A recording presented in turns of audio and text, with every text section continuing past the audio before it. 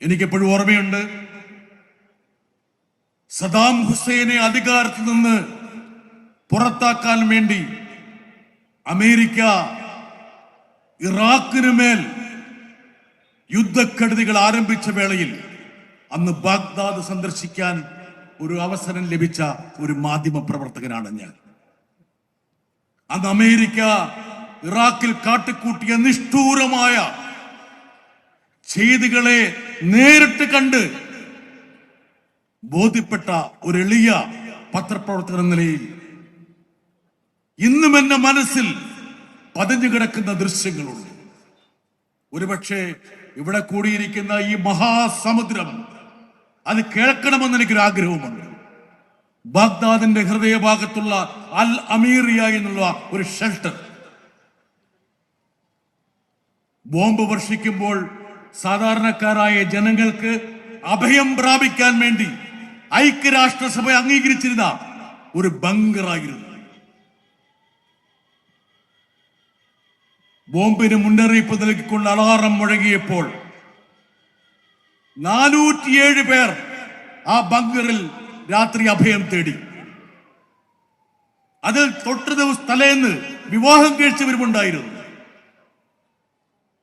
America ഈ ബങ്കറിന്റെ കിളിവാതിലൂടെ laser ബോംബുകൾ ബങ്കറിലേക്ക് കടത്തിവിട്ടു. നിങ്ങളൊന്ന് ചിന്തിക്കുക, ആ ബങ്കറിലുള്ള ആൾക്കാർ ആ ലേസർ ബോംബിന്റെ സ്ഫോടനത്തിൽ ഉരുകി മരിച്ചു. ഞങ്ങൾ ചെന്നപ്പോൾ ബങ്കറിന്റെ ഭിത്തിയിലേക്ക് വിവാഹ വസ്ത്രത്തോടെ ഉരുകിച്ചേർന്ന മനുഷ്യന്മാരെ ഞങ്ങൾക്ക് കാണാൻ കഴിഞ്ഞു.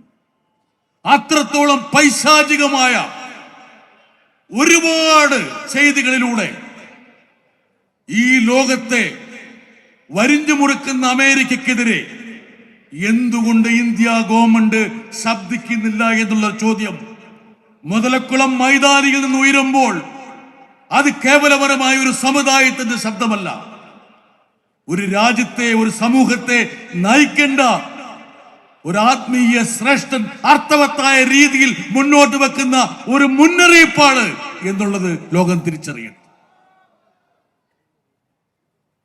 ഒരു പൊതുപ്രവർത്തന എന്ന നിലയിൽ, ഒരു പാർലമെന്റ് അംഗമെന്ന നിലയിൽ ഇന്ത്യയിൽ എന്താണ് സംഭവിക്കുന്നത് എന്ന് നേരിട്ട് കാണാനുള്ള ഭാഗ്യമോ നിർഭാഗ്യമോ ഉള്ള ഒരു വ്യക്തിയാണ്. ഒരുപക്ഷെ കേരളത്തിലെ മാധ്യമങ്ങൾ റിപ്പോർട്ട് ചെയ്യാതെ പോയ ചില കാര്യങ്ങളുണ്ട്.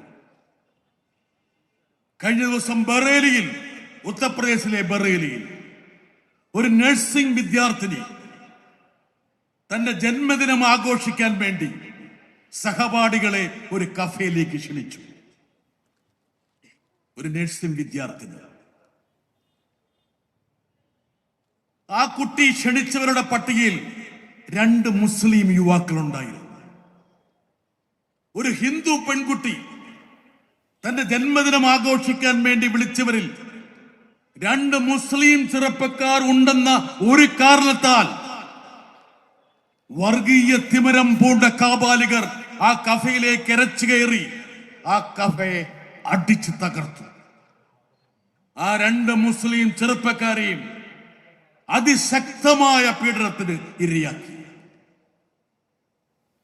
ബറേലിയിൽ പോയ മാധ്യമപ്രവർത്തകരോട് വിധിപ്പിക്കൊണ്ട് ആ ഹിന്ദു പെൺകുട്ടി പറഞ്ഞു,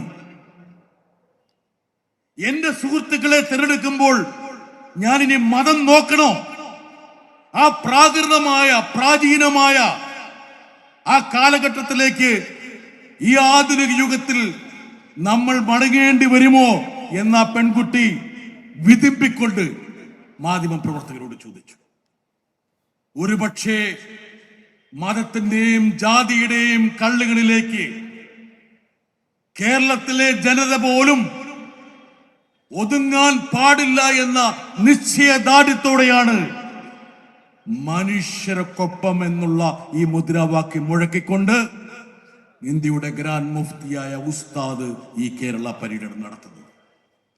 അതിനർത്ഥം കേരളം തീർത്തും സുരക്ഷിതമാണെന്നല്ല, വർഗീയതയുടെ, വിഭജനത്തിന്റെ ഒരുപാട് പരുന്തുകൾ നമ്മുടെ അന്തരീക്ഷത്തിൽ റാഗിപ്പറക്കുന്നുണ്ട്. നമ്മൾ നെഞ്ചോട് ചേർത്ത് പിടിക്കുന്ന സാഹോദര്യത്തിന്റെ മതമൈത്രിയുടെ മൂല്യങ്ങളെ സംരക്ഷിക്കണമെങ്കിൽ